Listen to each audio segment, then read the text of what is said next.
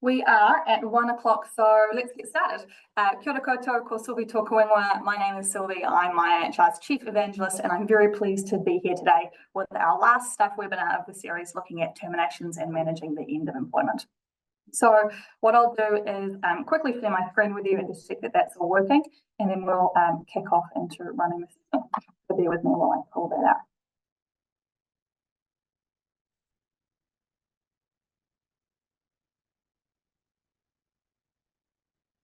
Cool. That should all be working. And you should be seeing this coming through shortly. Bear with me. Zoom is being a bit funny today. I'll share screen. Okay, cool.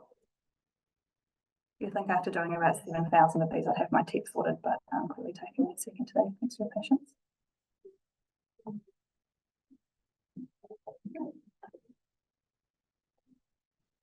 Cool. Now, I think what you will be able to see is the back end of the screenshot, which I don't want to be showing you. Bear with me 2 seconds. Let's try to see.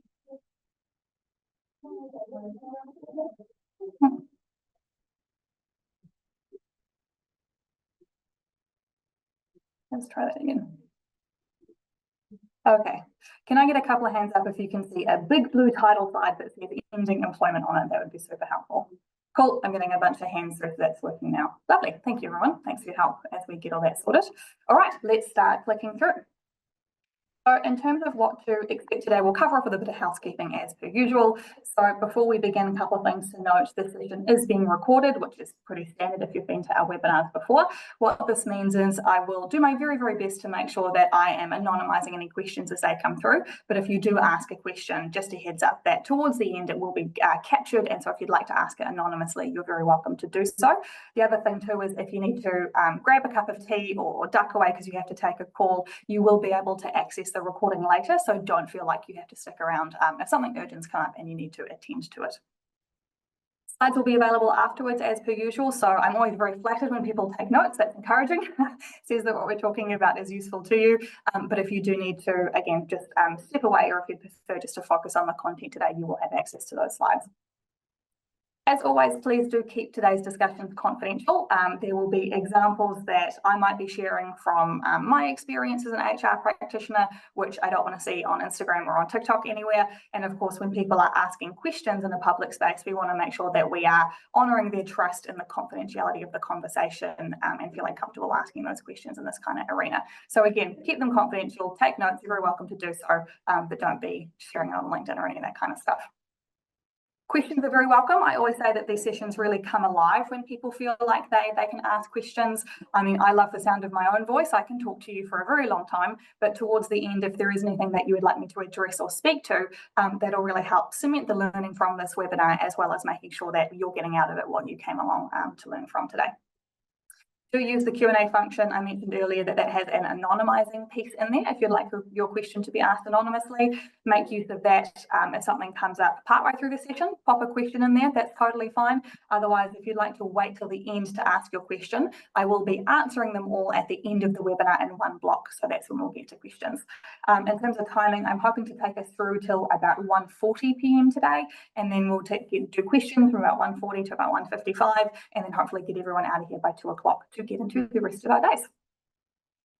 So before we kick off, I would love to hear from you, your name, whereabouts in the country you're calling from, and what you're hoping to get out of today's session. It's really useful for me to know what the audience is kind of expecting to hear, because I can spend more time on those points in the content, or less time if no one's interested. And also I can share examples and stories that relate to what it is you're keen to learn.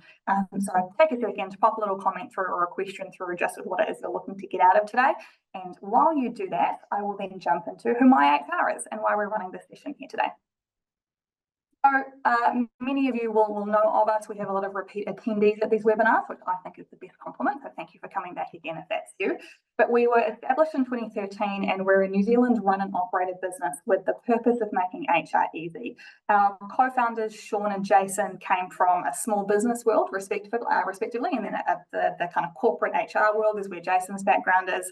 And they figured that there had to be a better way to get meaningful HR support to small businesses who didn't have the resources to pay a $100,000 a year HR manager, but also who didn't want to be paying in 6-minute increments to lawyers and consultants for advice that maybe was pretty straightforward and pretty easy to manage.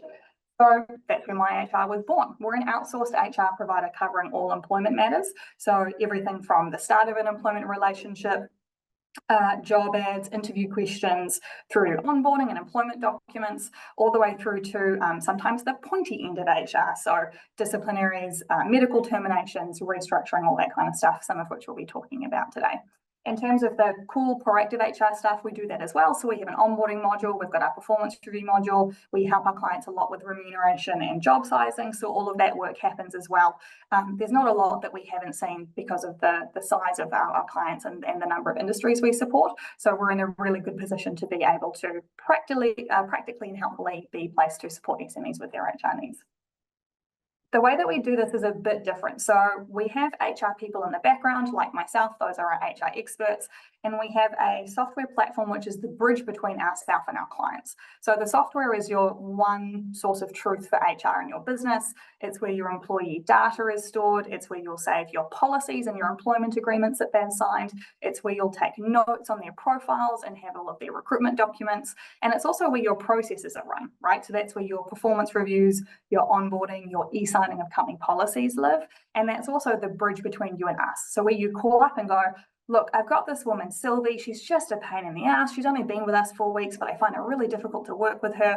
We can quickly jump in and take a look at the notes you've been taking on Sylvie's profile and give you some guidance as to whether you might want to consider a trial period termination, because we can see the data right there. We don't have to do all of the discovery work. We are now, excitingly, in 3 different territories. So we've been in New Zealand for 11 years. We've been in Australia since 2020. We've got an office in Sydney over that way. Launching in the middle of a pandemic was a very unique experience that I don't know we want to repeat again. And since April this year, we've been in Canada as well, based in Vancouver in British Columbia. So our New Zealand clients are supported by HR people in New Zealand. The the Australian team supports the HR clients, and our Canadian people on the ground support our Canadian clients. So you're getting local advice and guidance. We're not shipping it out of a different country. To give you a sense of scale, we have a range of client sizes. So our smallest clients have 1 employee all the way through to businesses as large as 750 to 800 employees. Names that you'll recognise at the end of the scale are Hell Pizza and Resine. We do their HR work, and across all industries again. So manufacturing, transport and warehousing, professional services, hospitality and accommodation, electrical kind of trade stuff. There's not a lot that we don't cover and haven't seen. So when a tricky issue comes up in your business or with one of your team, we're very well placed to provide support. Just a last word here on the way that our pricing works. So because we're a software as a service business, we charge you per head count per month based on how many people are in your business, which means that your costs are very smooth and grow with you as your business grows or shrink as your business shrinks. This means that in July, you might call us 20 times and we'll spend hours working with you on a couple of issues. Maybe you've had one of your team about to go on parental leave. You've got some questions about how that works. Another of your employees has been stealing from the till, so we have to run a disciplinary process with them. And then maybe in August, you might call us once to ask a question about the integration with iPayroll, for example. Your costs don't jump based on how much you use us. They're smoothed based on how many people in your business, and again, they shrink or grow as your business shrinks or grows. We really wanted to make sure that people felt comfortable calling us as the fence at the top of the cliff, rather than getting in touch when the proverbial had hit the fan. So we wanted to make sure that our pricing model wasn't an obstruction to small businesses getting in touch. We don't want people to be afraid that they're going to get an 18-minute bill from us for increments based on our time. So, having kept my sales and marketing team happy, let's jump back into our icebreaker and see who is joining us today. So I'll jump over to Zoom and be pulling your questions up. I don't think you should be able to share this, but do let me know if it comes through. And I'm just going to jump into our questions and see what's been going on there. We have someone joining us from Papamoa who's chosen to remain anonymous. Papamoa is a beautiful part of the country. Why would you want to remain anonymous? But welcome. Thank you for coming along today. Ray from Fisher is joining us. Kia ora, Ray. Thank you for coming along. Nice to see that name pop up. Peter is keen to get more insight into the subject and how to manage the process of ending employment. Peter, you're in the right place. I think you'll get a lot out of today's session. Another person is joining us from Auckland, keen to understand the steps to take where there is a need to address repeated poor performance. We do talk a little bit about poor performance here, but I think that our performance management webinar is really going to give you the nitty-gritty and detail that you need. So I'll make sure that I show you where to find that towards the end of the session, and please do remind me if I don't get there.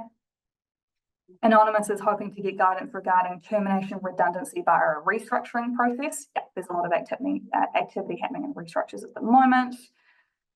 Andrew from Auckland is asking for the magic formula to deal with those truly difficult employees who work the system to their advantage and know that the employer's hands are somewhat tied.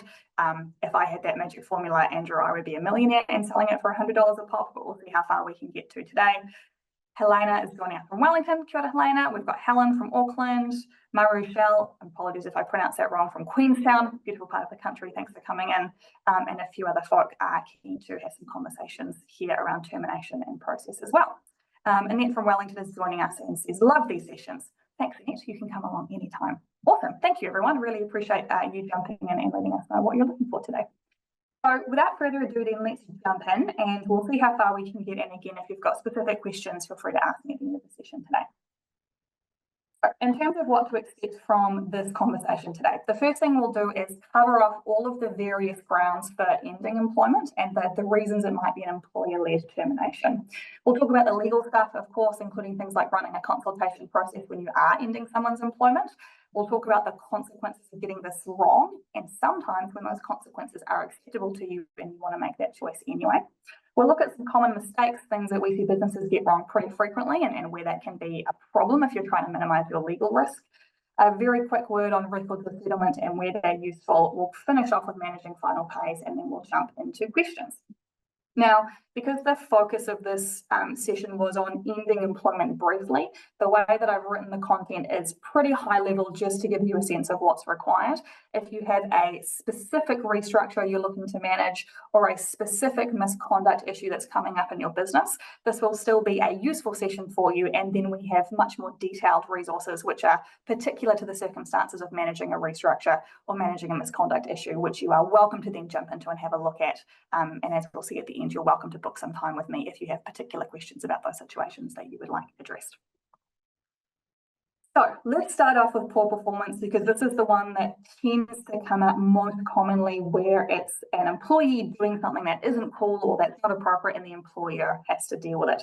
So you can end people's employment on the grounds of poor performance after a series of warnings. Now, when we say poor performance, we're talking about a few things. It could be not getting enough work done. It could be not getting enough work of the right quality done, or it could be taking too long to get any work of any kind done. If you have someone who is an incredibly particular, high quality, amazing detail person, and what they produce is always excellent, but if they're only getting through 2 pieces of work in the time that their colleagues are getting through 5, that might be a performance issue, even though the quality of the work is there, because they're not getting through the volume of work needed to show that they are performing in the role. So poor performance can look like a few different things. In a world where you have really quantifiable targets like sales or like manufacturing, it can be reasonably easy to demonstrate someone's underperforming. So if they're not hitting targets or objectives, that's a pretty clear sign. Sometimes it looks like poor or sloppy communication with clients, right? Part of if you're in a customer-facing role, part of doing a good job is communicating clearly and professionally with your customers, depending on who your customers are, what professional might differ. At MyHR, we're reasonably irreverent, so we're not going to open with, dear sir or dear madam. That's not our vibe. But in some businesses, that would be appropriate. And so making sure your people are communicating to that standard is totally fine. Not getting enough work done, not getting enough work done to the appropriate level of quality, I flagged earlier. Missing deadlines if you've got repeat genuine complaints from customers. All of these are signals that someone isn't doing what's required of them in the role, and so you might want to kick off that process to manage that situation with them. Now, the law is really clear. Oh, sorry, and one more comment here before I jump into that. I really want to reassure you that inconsistent performance is poor performance, right? If you have someone who has a really amazing couple of weeks, then they're off the boil and just a bit shit for a couple of weeks, then they're amazing again, and they're kind of okay. If their performance looks like this, that is underperformance, that is poor performance. Now, none of us are perfect. Everyone's going to have an off day here and there. If something big's happening at home, we're moving house, or a kid's starting school, whatever the thing is that's happening, we're not at 100% all of the time, and that's totally normal. If you do find someone who is at 100% all of the time, please alert the authorities, because they're probably a robot and probably not human. So I'm not talking about having an off day here or there, or being late once because traffic was miserable. I'm talking about someone who consistently is up and down and maybe has the capabilities to do what's being asked of them, but for whatever reason just can't get there consistently. That significant inconsistence is underperformance, and you are totally able to manage that as an employer. Now, where we are talking about poor performance and misconduct, which is the next piece here, most of the time, you will need to go to a series of warnings before you can end someone's employment for poor performance or misconduct. The reason I say that is the law in New Zealand is really clear that employees need a reasonable heads up that things aren't going well before their employment can be ended for misconduct or poor performance. Excuse me. And what the law has determined is reasonable is a series of warnings to let them know that their employment's going to be on the line if this doesn't change. We recommend a formal written warning to start off with, then a final written warning if the issue doesn't improve, and then the third disciplinary process you take them through can be for termination for misconduct or for continued poor performance. So a heads up that we can't go straight to termination on all of these, but eventually you will be able to get there if it's a performance or a misconduct issue. And if you have questions about that, or you want to know about a disciplinary process in more detail, let me know and I can send you some resources as we get to the end of the session. So that caveat in place, let's talk about misconduct. Now, misconduct is any behaviour that undermines your trust and confidence in the employment relationship. So that trust and confidence piece is clear, because nowhere is there a really handy law book that says, here are all the ways someone can misbehave at work. It would be 1,000 pages long and still wouldn't account for all of the ways that someone can behave inappropriately. So if someone has done something which has undermined your trust and confidence in them, that's a really good sign that it's a misconduct issue and not a performance issue. Or being repeatedly late to work can be a misconduct issue. If they're being rude to colleagues or customers, we kind of need to trust that people are not going to be dickheads at work, so that can be something we manage here. Ongoing surliness or apathy, or just being difficult to deal with. Not following reasonable instructions or company policy. They need to be aware of them, but once they're aware if they're not following company policy, that's a misconduct issue. Passive aggression, anything in here can be a misconduct piece, because it's undermining your trust and confidence in them to do the job in a way that's sensible and kind of not disruptive, and making sure they're doing what they're required to do. Again, there can be 1,000 examples here. I'm sure you can think of some from your own work experience or from people that you work with, but basically it's okay to call people out on being a dick at work and behaving inappropriately. Depending on the circumstances, you'll probably be able to move to a disciplinary, and at the very least, you'll be able to have a regular discussion with them about it. Again, ongoing, if it's a recurring issue, we can go to termination. It's likely you'd need a couple of warnings in place before you can do that, but ultimately you can get there. Behaving inappropriately, again, could be versions of anything. That might be using company gear for personal use. It could be behaving inappropriately at work functions, using your laptop to spend a lot of time on the internet kind of browsing and not doing your job. Anything where it's not appropriate is likely to be a misconduct issue. Now, serious misconduct is a little bit different, and we know that serious misconduct is any behaviour that significantly undermines your trust and confidence in the employment relationship. It's often said that you'll recognise serious misconduct when you see it, and so none of these examples, I think, would be a surprise. It's a serious or repeated failure to follow instructions. Things like harassment, bullying, discrimination, any of that kind of stuff will fall into a serious misconduct bucket. Fraud and stealing, obviously, we have to be able to trust our employees to not steal from the company or not to defraud ourselves or our customers. Honesty, lying, breaches of good faith, anything in here is going to be a serious misconduct issue. Now, if it's written into your employment agreement that if there is a serious misconduct concern which is upheld, then you may be able to, in employment agreements, you can say that if a serious misconduct issue is upheld, then that person's employment may be terminated with no payment of notice period. So that's as close as we get in New Zealand to instant dismissal or dismissal on the spot. Every single dismissal, when it's employer-led, has to go through a consultation process, just like even if you were filmed assaulting someone on the street, on Queen Street or down the road, even if the police had footage of that, you would still go through the justice system to get to your sentencing. You wouldn't just be instantly thrown into prison. It's the same in employment law. Even if there is clearly something that has happened, you've got footage of them stealing from the till, you've got 10 witnesses saying they did swear at and punch a customer on site. Regardless of how good your reasons are for wanting to dismiss them, it's as equally important to go through a process, which we'll talk about a bit later. So again, there's no such thing as instant dismissal in New Zealand.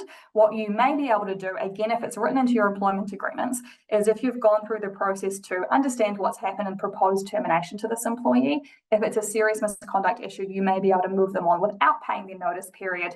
The logic being that their behaviour has been so awful and so egregious that they have done themselves out of the right to have a notice period, basically. Now, moving away from the disciplinary kind of stuff where you'd often need to run a process, the next ones we're going to talk about are a little bit different. And so again, it's a high level piece. If you'd like more detail, we do have specific resources, but just to run through the different reasons you might be moving someone on from your business in an employer-led situation.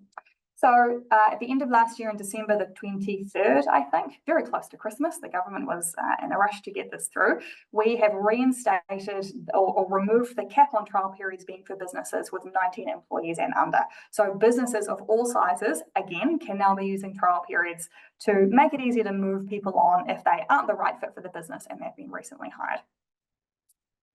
We had a number of larger clients of ours who were using probation periods instead.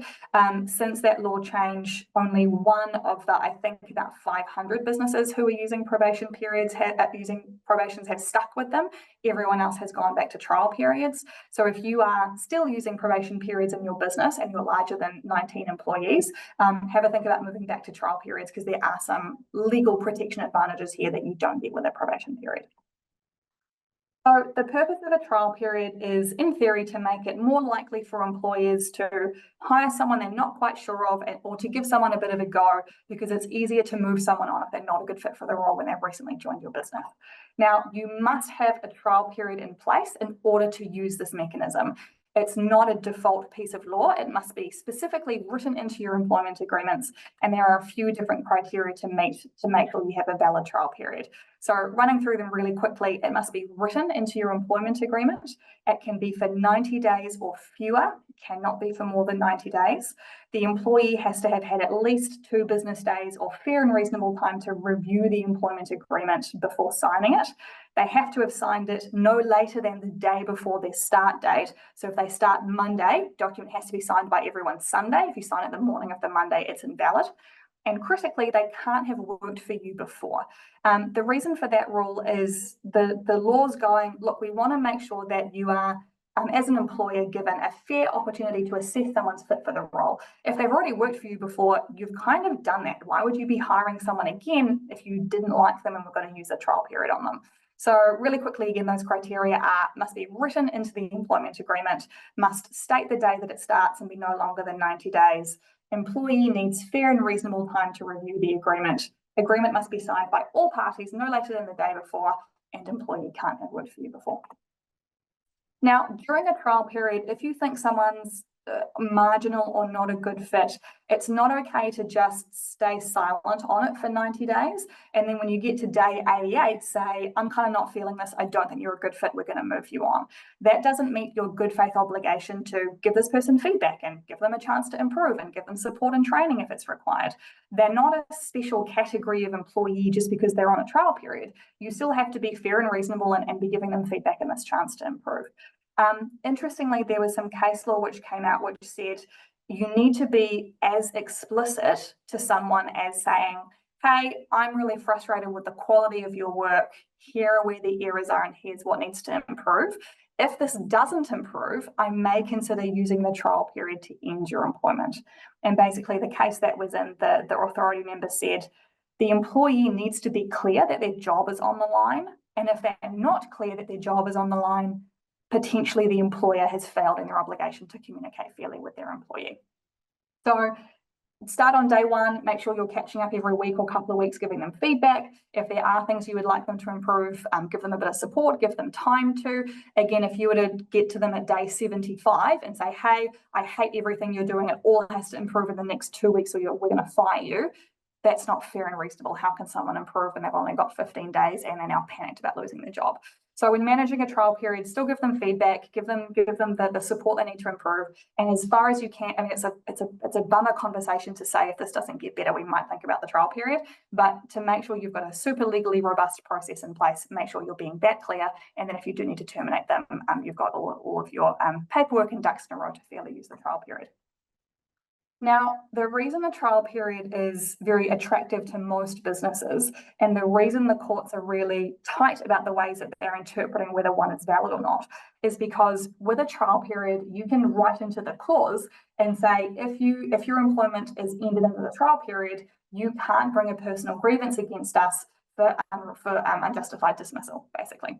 So the employee can still bring PGs for other things like breach of good faith, or like harassment or any of that kind of stuff. They can still bring PGs for other things, but they can't raise a PG against you to challenge the circumstances of the dismissal. So they're quite attractive. They do offer a level of legal protection. They are absolutely not a free-for-all. You can fire anyone at any time. Again, there are those criteria to meet, and you still have to be giving that feedback and communicating clearly. But otherwise, trial period terminations are pretty common. And if it's something that you've worked through as a business, you'll know that they are they're a reasonably useful tool when making sure we're hiring good people into our business.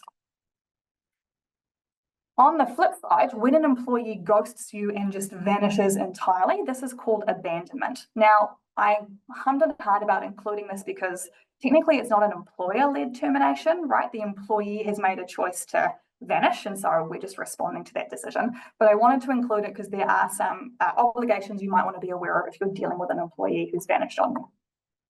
So, oh no, my animations are out of order. Excuse me, team. Let's get them all up there. If an employee ghosts you, check your employment agreement to see if you have an abandonment clause. And what that will look like is it will say something like, if the employee does not attend work for X consecutive days and makes no contact, at the end of the 3rd day or 5th day of no contact, the employee's employment will be terminated for reason of abandonment, and we basically don't have to consult with you about that. Now, that's perfectly reasonable. The clause that we use with our clients says 3 consecutive business days. The other piece to be aware of is you do have to make reasonable attempts to contact the employee. So if normally you contact by text, and that's how you normally communicate with them, texting them every day they're away to try and figure out what's happening is fine. If you want to, you can also send them an email, you can try calling them. Basically, as long as you've done your best to get in touch with them and they still haven't responded, at the end of that 3rd day or the 5th day, whatever your employment agreement says, you can send them an email or a letter that just says, we've tried contacting you, here are the times we tried to call you, you haven't responded, this clause says we can end your employment, we've ended your employment and your final pay will be processed on X date. So unlike the misconduct, performance, serious misconduct, trial period pieces, there isn't a consultation process that has to happen because it's not really employer-led, right? The employees decided to vanish and we're triggering a mechanism in the employment agreement to say, okay, well, if you've ghosted us, that's kind of on you and we're just ending your employment here. Sometimes the employee will get in touch to explain what's happened.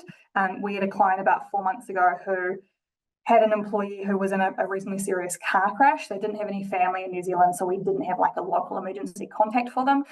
They terminated employment on the 3rd day, and I think on the day 5th or 6th, they were recovered enough to get in touch. And the employer, of course, reinstated their employment and was very supportive as they recovered from the injury. They were pretty badly concussed, so there was a bit of support and accommodating that had to happen. But basically, if your employee gets in touch with a reasonable explanation, you should consider it. Most of the time, that won't happen, but when it does, you just want to show that you're being reasonable and not being punitive and just kind of cutting them off. So we have some questions or comments about restructuring, and this is a whole 1-hour webinar in and of its own. So I'll cover off things quickly here. When we go through the consultation process, that'll be useful too. But again, if you would like more specific information, check out our resources specifically about restructuring after you've watched the session. So restructuring is a process where a business no longer needs work or no longer needs a particular job, and so they're consulting with the employee to disestablish that role, try and find them other work in the business, or if they can't, then they'll move them on.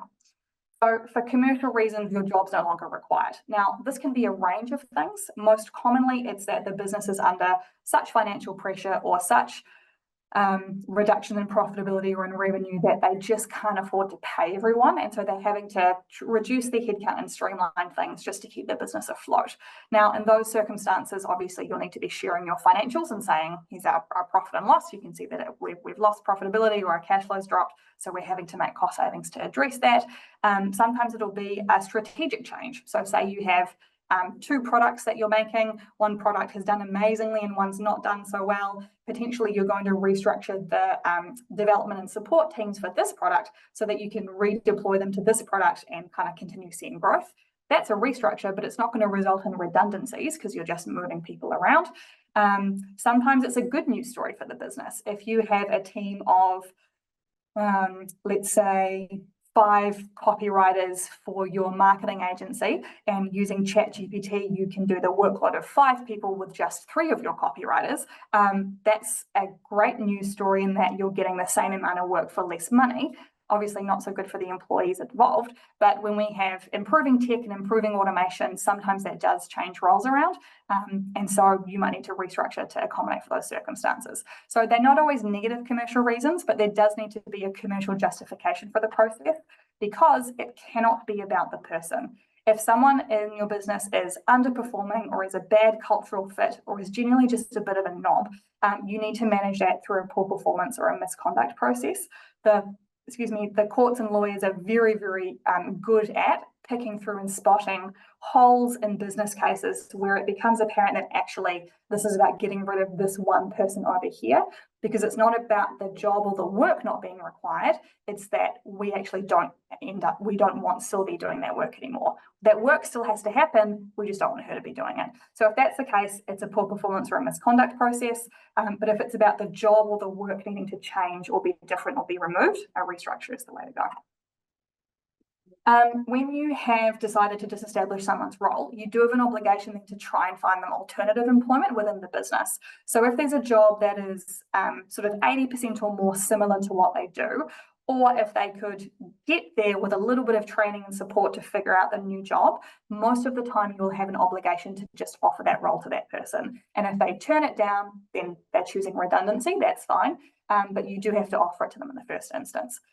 In most circumstances, there are not going to be alternative positions and there's no alternative work, and so it just moves straight to a redundancy. But you do have to undergo a bit of a search to check and make sure there's nothing else that they could be doing in the business. When a business is sold, just a quick word on this, sometimes that might trigger a restructure and redundancy depending on the terms of the S&P of the sale and purchase agreement. So if the agreement is that the new employer takes over and everyone just moves across to the new employer, most of the time that won't trigger a restructure obligation because everything is the same. The job title is the same, pay is the same, work is the same. It's just the owner or the employer that is changing. That's unlikely to trigger a restructure obligation. Even if it's slightly different, so for example, if the outgoing employer offered health insurance at a value of, let's say, $1,500 a year, and the new employer isn't going to offer health insurance, but will make a KiwiSaver top-up of $1,500 instead, because the employee, from a value perspective, isn't being disadvantaged, even that slight difference in T's and C's might not trigger that obligation to consult. So depending on what happens there, you may not need to. And if the employee chooses not to move to the new employer, most of the time we refer to that as a technical redundancy. They were made redundant, but not really because the job was there for them, just for whatever reason they chose not to carry it across. Medical incapacity will move through basically where someone's health or physical capacity means they can't do the job. Often this happens at the end of an illness, which has been progressively getting worse. Sometimes someone has an injury or an acute set of circumstances, which means they can't return, but basically they can't fulfill the requirements of the role because their health won't allow them to. Oh, my animations again have fallen over. Thanks for your patience. So where you have someone who's sick and can't work or has an injury and can't work, in the first instance, you will have to try and accommodate them to stay at work. Maybe that's reduced hours or fewer days a week. It might be a staggered return to work plan, so they gradually pick up more work as they recover from their concussion or from their broken ankle. So as far as is practical and reasonable, see if you can accommodate them and at least have a look to see what it would look like.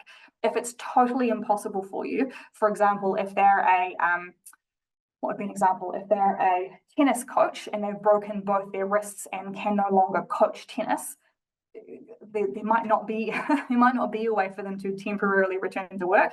You don't have to make the impossible happen. You just have to try and have a look and see if you can accommodate them.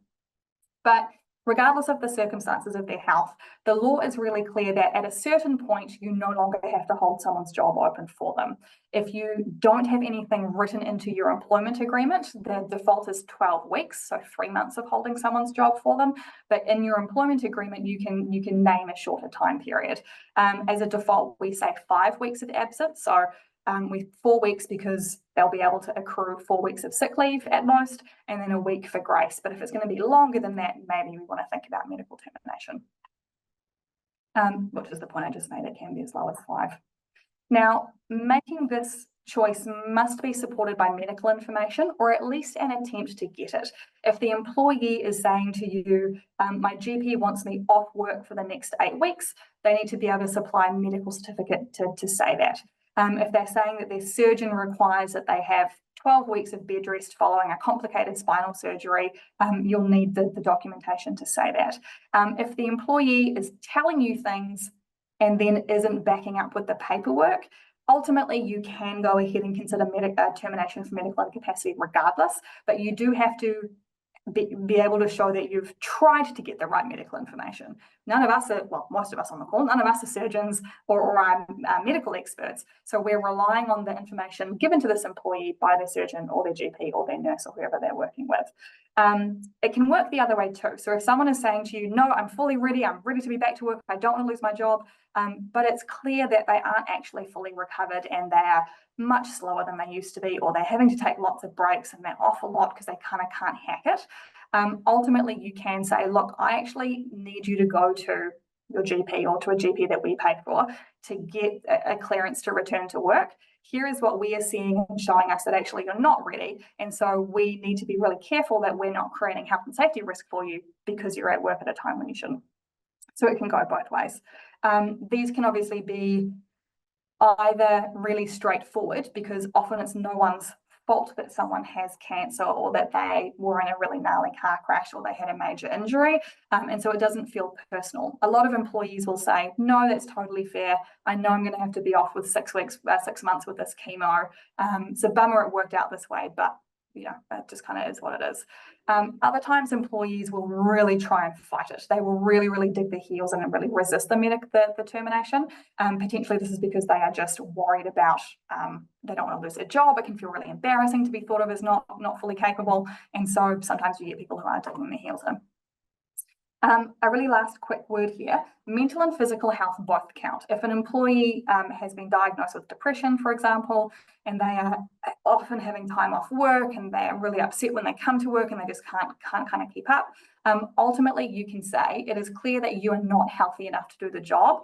Are there accommodations that we can make, or do we need to talk about ending employment and kind of calling it quits? Because even though brain and body's all the same anyway, ultimately. Even though physically maybe you might be up for doing the job, clearly your mental health is not in a place where you can. So mental and physical health both count for this grounds for termination.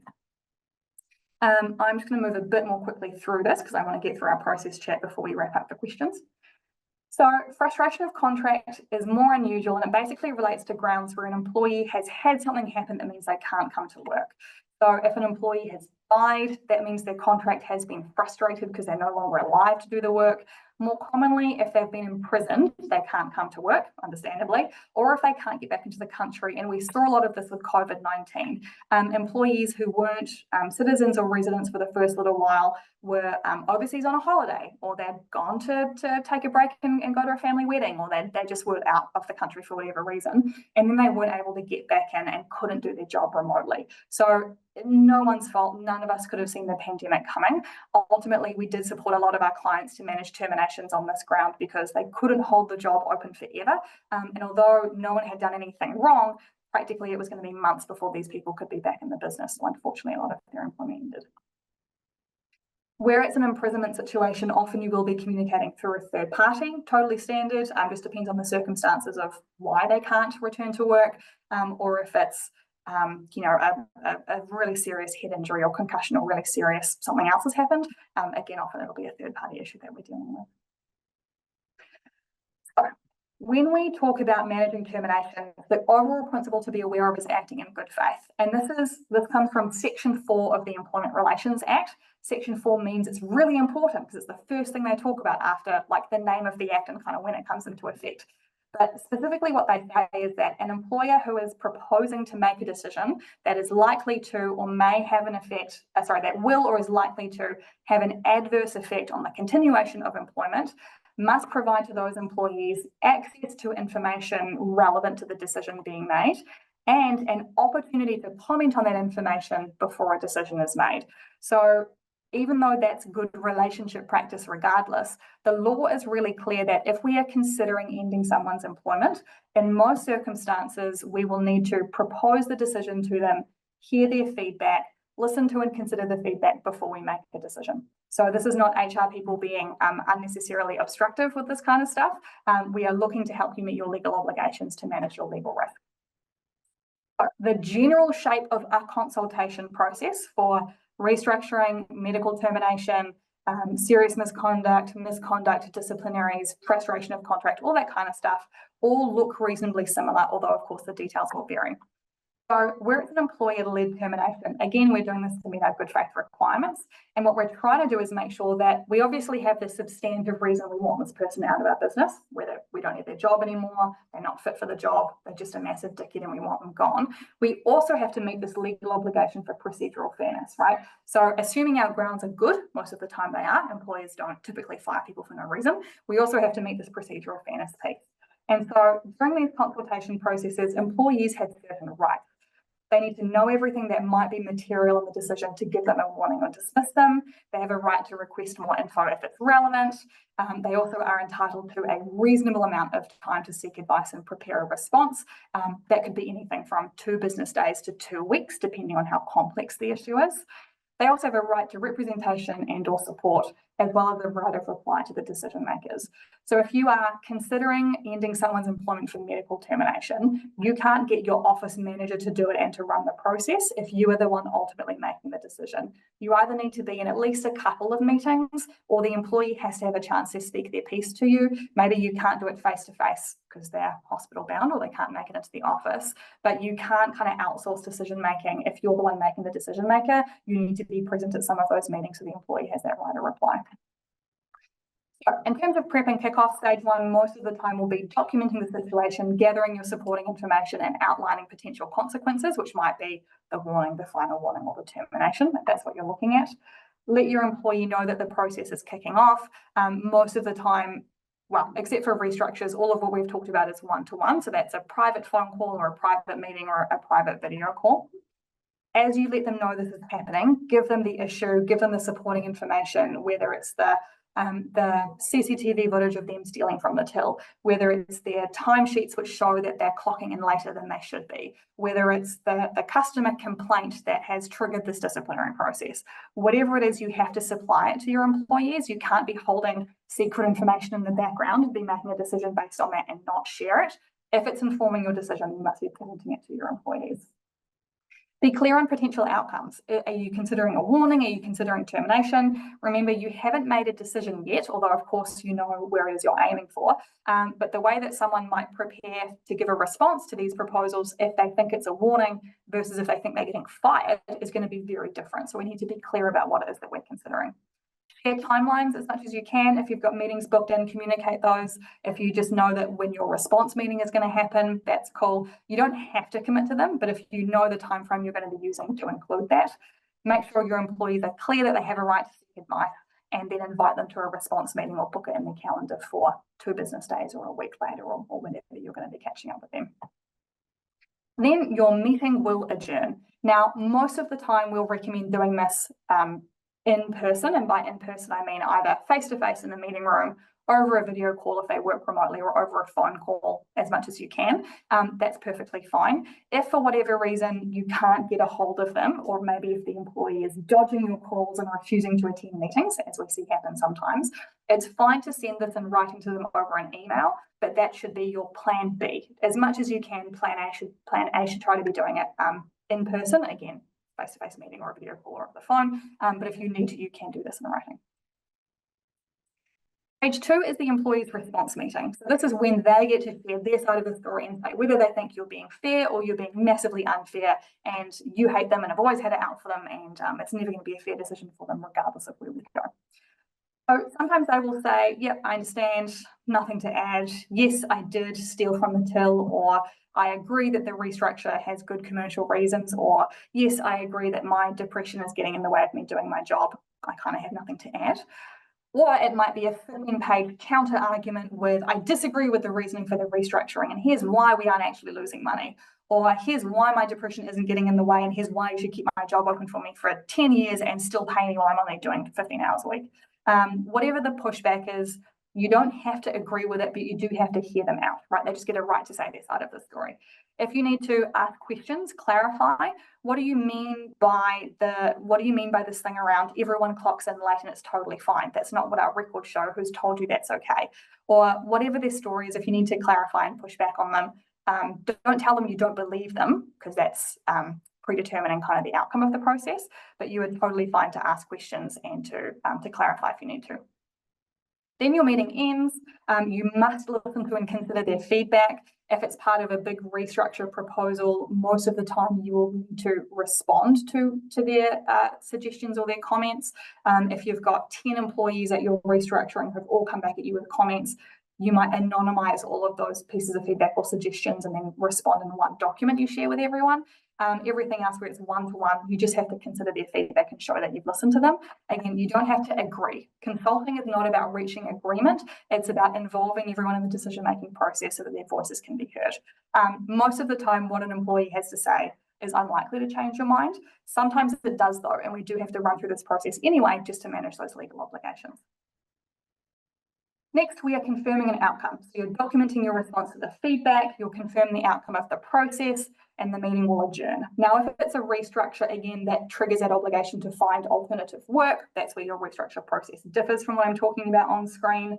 If you have agreed that they will continue to work a notice period, that's where this kicks in. Potentially you might pay them out if that's allowed in your employment agreement rather than having them work it. But basically you've come to the end of a process, a decision's been made, and now you are kind of moving on, having ended their employment. So easier said than done, hey? Running through this at a high level means we don't talk about all of the various ways that spanners can come into the process, but in terms of that's what consultation looks like, that's what you want to be aware of. I have gone a bit over time today, so I'll keep flying through, then we can jump into questions. Common mistakes, don't move too slowly. If there's a performance issue with someone you're aware of, you can't sit on it and bring it up 3 months later. That's not fair to the employee. Equally, if you're restructuring and moving very quickly and haven't taken the time to put together a business case, that's going to cause you problems. So don't ignore things for ages and then deal with them, but equally make sure you do have all the necessary info to hand before you jump in and start talking about ending people's employment. Holding information back, I've mentioned, we have to be sharing by law all information relevant to the decision. Behaving unfairly or unreasonably is going to cause you problems. If you wanted to call being late twice to work serious misconduct and immediately fire them with no notice period, that's not reasonable. Sorry, you're not going to be able to run that process without legal risk. Sometimes treating employees very differently can cause problems. If it's totally fine for Jane to be late every single morning and leave 20 minutes early, and then you jump down Sean's throat for the exact same behaviour, that's inconsistent and you're not behaving fairly. That's not to say that someone who's been with the business 10 years might have a higher threshold for some behaviour than someone who's been there 6 months, but they've built up the trust and confidence over time, and so it's not unreasonable for there to be slightly different expectations there. But it's just where there's that really steep variance that can cause problems. Again, being too severe with your outcome, it needs to be proportionate to the situation. And if you rush your employees through and don't give them enough time to give you a response or seek advice, potentially the personal grievance against you is likely to win because you weren't being fair and reasonable and giving them time to access their support and participate in the process. Now, blasting through this, some of you may have seen a record of settlement before. This is the document that MyHR uses. They can come in lots of different formats.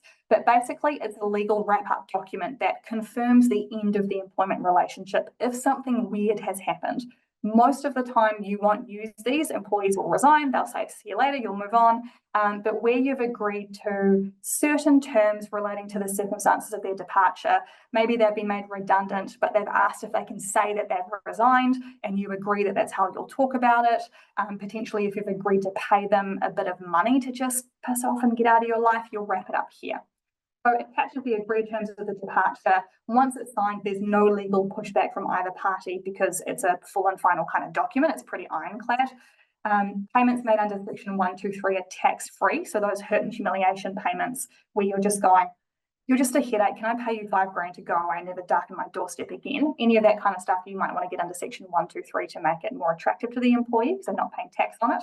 And once you've got a copy signed, lodge it with mediation services so that in future, if that employee does raise a claim against you, you can pretty quickly point to mediation services and they'll say, no, you can't raise a PG, you agreed the matter was settled. Now, managing final pays is the last thing to do at the end of your employment relationship, and you'll need to pay them all hours worked up till their final day of employment. If they've been suspended on pay, pay them as though you normally would.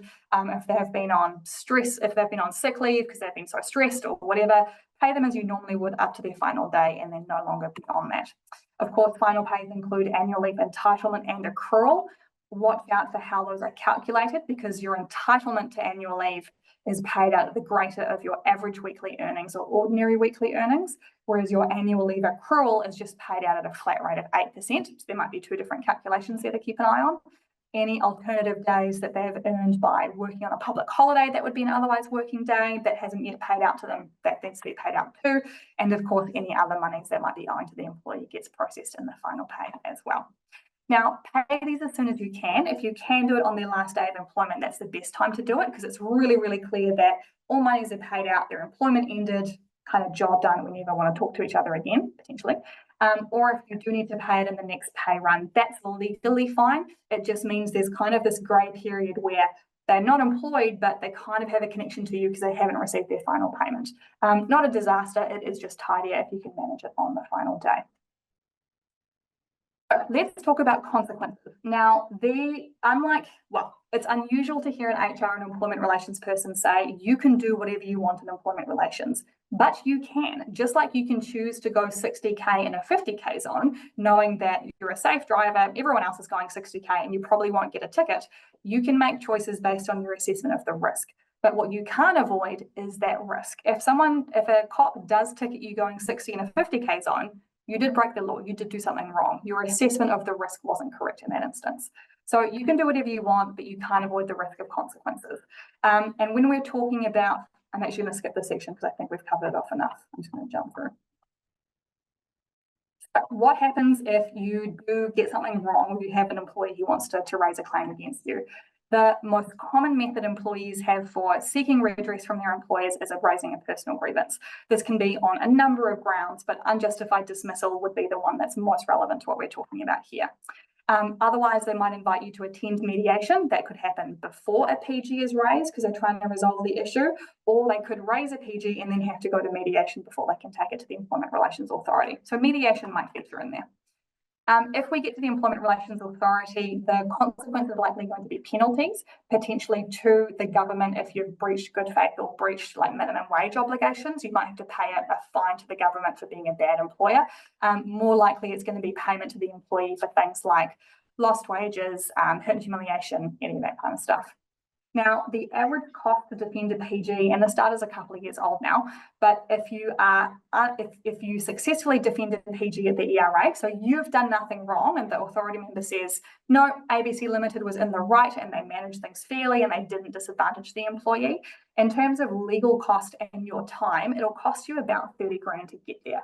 On the other hand, if you lose the PG, so the authority member says, no, ABC Limited cocked up and they did disadvantage the employee, now you have to pay them, you're looking at about 70k in terms of fees, but also then penalties to the employee.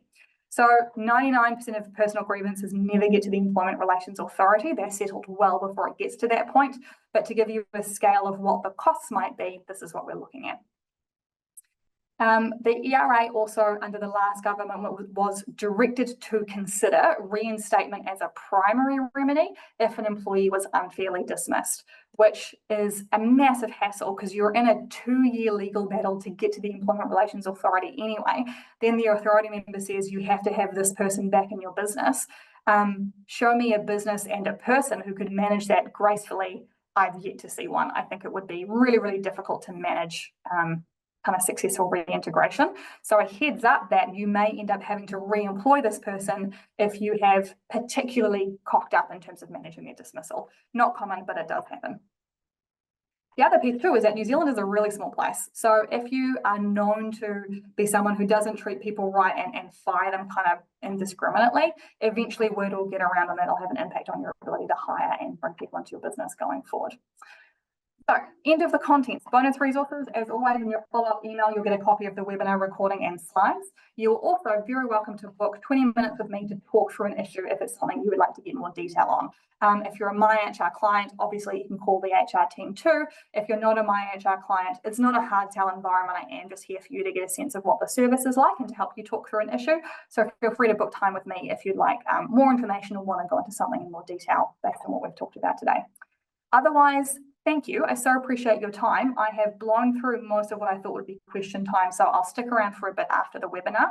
And what I will do is jump in now and see what questions have been coming through, and I'll stop sharing my screen so that you can see more of my face again as I answer these questions. So let me jump in and see what has come through here. Bear with me. Cool. So jumping down into our list of questions. We've got someone saying they're keen to sign up for MyHR, but they're trying to persuade their directors. That's awesome. Well, good luck with that. I hope it goes well. Jumping down a bit further into questions. Shelley asks, we have an employee who's not performing and not sure they want to stay with us anyway. I want to make sure I know the process if we need to dismiss or if they choose to leave. Shelley, I hope that that's covered off enough of the content for you today. In terms of managing underperformance, again, start with a disciplinary process with a potential formal written warning in there, and then see how you go in terms of their response to that. Once you've done the formal written warning, you will need to have a PIP afterwards. And if the PIP fails, you can go into a second disciplinary and a second PIP process. I would recommend you jump on the website and have a look at our performance management webinar. I go over this in a lot more detail, and I think that you will have some more resources that are helpful there. Anonymous asks, with the probation/trial period being written into the employment agreement, is it enough to have it in the IEA, or would best practice also be to call it out in the offer letter? That's a great question. Just getting a bit, my battery is flashing. Bear with me. I would totally agree that having the trial period or probation period called out in the offer letter is really, really important. If an employee is not aware that a trial period or a probation period is a part of their employment agreement or their offer, you may not be able to use it. So talk about it during the recruitment process, mention it in the offer letter. If you're emailing them with the document to use, then make sure it's in there, but include it in the offer letter would be my full recommendation. Paula asks, what if you are moving the role from one town to another? I assume this is to do with restructuring, Paula, but that's a great question. So the location of someone's job is a term of their employment agreement. It's one of the compulsory clauses that you must include. So if you are changing someone's location, then yes, you will probably need to consult with them about a restructure. If you would like to, you can offer them the role if it's going from let's say, Hamilton to New Plymouth, and you're moving the role, you can offer them the new role. And if they don't accept it, unfortunately, that would trigger any redundancy requirements, because what you're looking at there is a significantly different commute. You're changing a term of their employment agreement. Even if the job's the same, the location isn't. And so you will need to trigger a consultation process there. Now, before I jump into these next questions, I'm aware that we're just about to hit 2 and you may need to go back into the rest of your day. So we'll pause there for a second. I also have a colleague who's booked the room, so I will go and find another space to continue answering questions. If you do need to duck away, again, thank you so much for coming along today. And I trust you found something useful or some food for thought in there. The slides and recording, again, will come out to you in an email afterwards. And I look forward to seeing you at the next one. So for everyone who's sticking around for questions, I'm just going to turn my video and audio off while I find a different space. I'll be back with you in a minute or two. And in the meantime, again, flick through any extra questions that you have so I can answer them when we come back. So I'll jump back on again soon, so bear with me. All right, let's get started. I found a different meeting space, so you're getting a ticky tour of the MyHR offices today. So let's jump back in. Anonymous says, we offered an employee a remote working agreement with the right to review based on some medical concerns raised by the employee caused by working in the office. We did make all the available accommodations for that person so they could work in the office. This person's poor performance when working from home is making us think about ending the remote working agreement and coming back to the office as stated in their employment agreement. If the employee says that cites their medical concerns as a reason to not work from the office, could we move down the medical incapacity route requesting additional information? The short answer is yes, you can. You can do one of two. Well, I think your proposed plan is probably the most sensible. So have a conversation with them about the poor performance issues in the first instance. What you would need to do is be able to explain what the issues were, what the delivery is that you're not seeing, whatever the poor performance issues are, make sure that you are able to quantify it. If you can do that, that's cool. And hopefully you'll be able to demonstrate what the concerns are. And then if the person's performance improves, then kind of you've resolved the situation, right? If the performance concerns don't improve, or if you are able to demonstrate that them working remotely is the driving factor behind the performance concerns, at that point you'd be able to say, we're proposing that you return to the office because of the performance concerns that we're seeing. And if that can't happen, we'll consider the medical incapacity piece. That's probably tricky enough with enough moving parts that I would suggest you think about getting some professional guidance, whether if you're a client of ours, talk to us, or if it's a lawyer and advocate, maybe get involved and have a conversation there. The short answer is you'll be able to address the situation, try and give the poor performance stuff a nudge first, and then move into medical incapacity, because it sounds like if they were performing, you would be happy for them to work from home. So it's not the work from home part, it's the performance part that's causing you issues. Jumping on to the next one. Anonymous asks, we have a team member who's been on ACC since January. Their surgery keeps getting moved back with no confirmed return. In the meantime, we've had someone with a fixed term agreement, which is now coming to an end. Can we end employment with the first person to offer perm employment to the second? You need to resolve the ACC person before you can offer perm employment to your fixed termer. So if they've been on ACC since Jan with no confirmed return date and surgery kind of keeps getting moved, I think that sounds like perfect circumstances to consider a consultation process to end their employment based on medical incapacity. No return to work date. You've already held their job open for them 8 months, which is very generous. So well done you in the first instance. But you can't keep holding it open any longer, and there's no confirmed kind of return to work.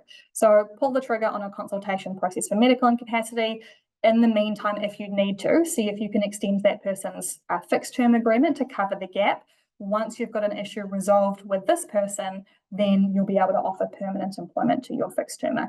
The risk of offering your fixed term a perm employment now is if you then have to have your ACC person come back, both of them are permanent employees, and you then, I assume, don't need both of them. So you'd then have to run a restructure process to determine who would go, and that's messy and uncomfortable. So better to get the loose ends tied off here before you offer that permanent role to your fixed termer. Anonymous asks, what if the decision maker is not present during the consultation process and outsources it to the HR manager and lawyer instead? What are the consequences for the employer when the employee is dismissed unfairly? HR and lawyers can make recommendations. I am making recommendations to clients all the time about what I think the outcome of their process should be. But ultimately, the decision maker is the business owner or the manager or the GM, whoever has the authority to make that choice has to be involved in the process. If the employee thinks that they have been unfairly dismissed by an HR manager they've never liked and a lawyer who doesn't know the full details, they can raise a personal grievance for unjustified dismissal. Maybe not because the reason they are being fired is unjust.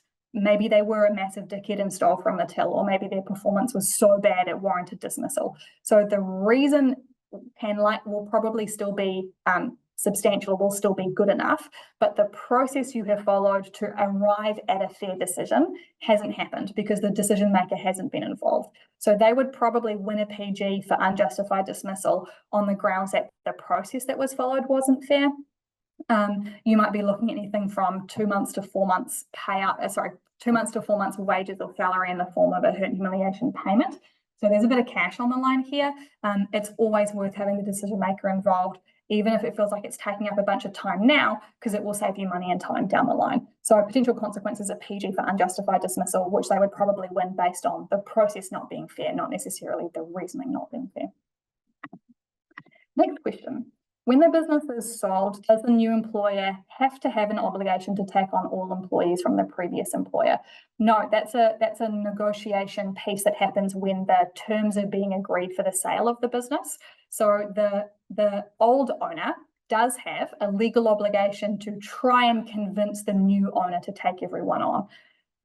It's hard to assess when they do and don't do a good job of arguing for that, but they basically have to try and say, I think you should take everyone on because they're all good employees and we should make it happen.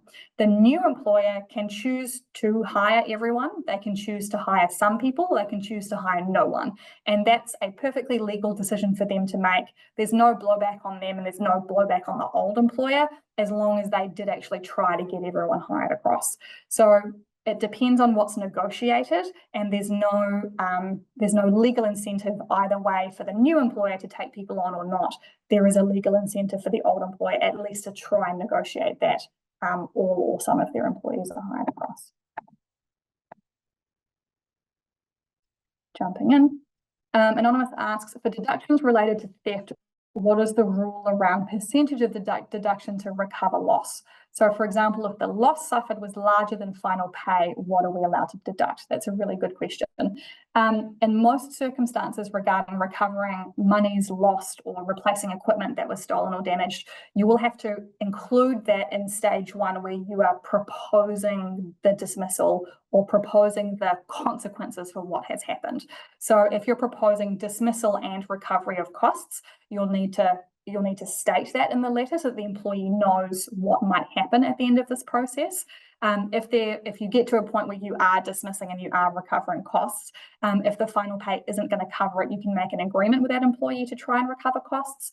If the employee just vanishes on you and doesn't agree, because why would they? They've burned their bridges, they're deciding to move on. You can apply to the Employment Relations Authority for a ruling called an injunction to require the employee to pay back the costs. But it depends on kind of how it all is managed and the circumstances under which they leave the business. So if you're trying to recover money, include it in your stage one, in your proposal stage. See what the employee thinks. If you get to a point where you are trying to recover costs, you can deduct from the whole final pay.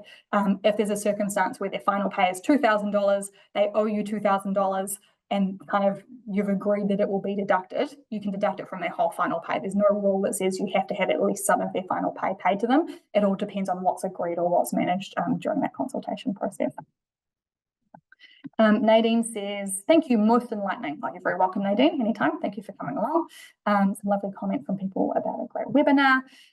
Kevin asks, what are the key differences between a trial and a probation period? Kevin, that's a great question and probably one I don't have time to go into today. We do have a webinar called Trial versus Probation Periods where I answered that exact question. So we have that available if you want to take a look.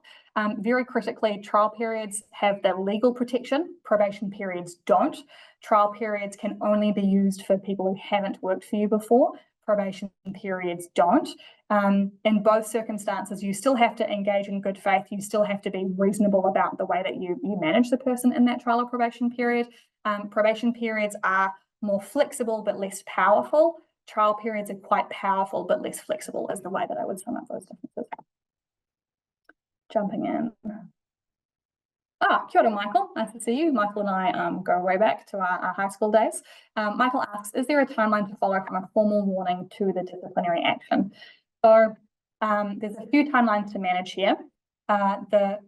The issue, so the thing that triggers a disciplinary process, let's call it stealing from the, well, let's call it just repeatedly not hitting your sales targets.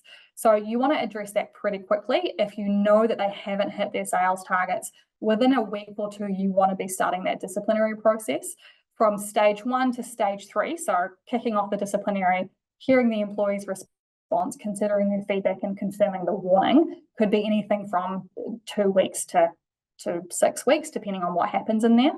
So call it 6 weeks for disciplinary 1. Then, because it's a disciplinary for poor performance, you have to have that PIP in place to support their improvement and show that you're making efforts to support them.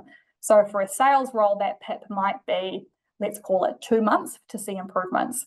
They don't hit those improvements, they keep not hitting their targets, it's a second disciplinary to a final written warning. So again, call it 2 weeks to 6 weeks to get to the final written warning. Then it's a second PIP for, let's say, another 2 months to show again that you're helping them get there and providing them with training and coaching to make the improvements. They don't hit the 2 month PIP, which means they're not hitting their sales targets. It's now the disciplinary process for termination with notice. Again, that could be anything from 2 weeks to 6 weeks. So at worst, we've got 4 months of PIP. We've then got 18 weeks of disciplinary at worst. So 2 months plus 18 weeks is 4 and a bit months. Have I got that right? No, it's about 6 months. So managing poor performance through to termination can be 6 to 7 months, depending on the issue.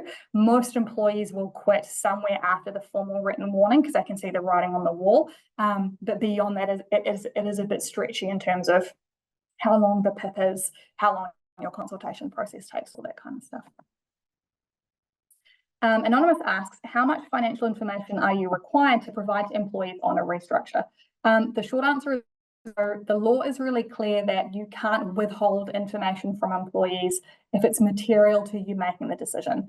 Now, that doesn't mean you need to provide them with every single line item, including all of their colleagues' salaries. That would be overwhelming information and doesn't actually help you tell the story. But if you're saying that your revenue has reduced by 40%, so you're having to reduce costs by 40%, you have to be able to show your P&L or your cash, whatever the financial documents are, which support the fact that your cash flow or your revenue has reduced. So you don't have to bombard them with financial stuff that they probably won't understand, because not all of us are involved in finances, but you do have to share whatever it is that's relevant to the decision, which is probably going to include some kind of financial statements. If a full-time employee, this is an anonymous question, if a full-time employee from one department is transferred to another department in the same company due to her attitude problem, can the head of the department in the new department apply a trial period? No, you can't. She is already an employee, and so trial periods are only for employees who've never worked for you before at the start of their employment. What you'd be looking at is you potentially could have negotiated that a probation period would apply to the transfer. She has to agree to that, though. It's a negotiable thing. Basically, you can't just apply it to someone. Otherwise, you might want to look at putting her on a PIP. You can use it's called a performance improvement plan, but you can use it for any behavior or any performance that has to be improved. So I think you can resolve the issue, but no, you could not have applied a trial period. And if you did, that would be very illegal. And so I'm glad that you haven't done that. But have a think about how you want to manage the situation, because you don't have to let it kind of keep going on. Jumping in. Anonymous asks, employment was terminated on the spot without notice in lieu of giving reference for future employment. What is the best way forward for the employee? If you were fired on the spot with no notice period and no consultation process and no kind of consultation or heads up, you may have grounds for a personal grievance for unjustified dismissal. So first thing to do would be to go and talk to an employment advocate or an employment lawyer, or give MB's helpline a call. It's something probably wrong, so just Google MB helpline. But it sounds like something went wrong, and you might have the opportunity to seek some redress there.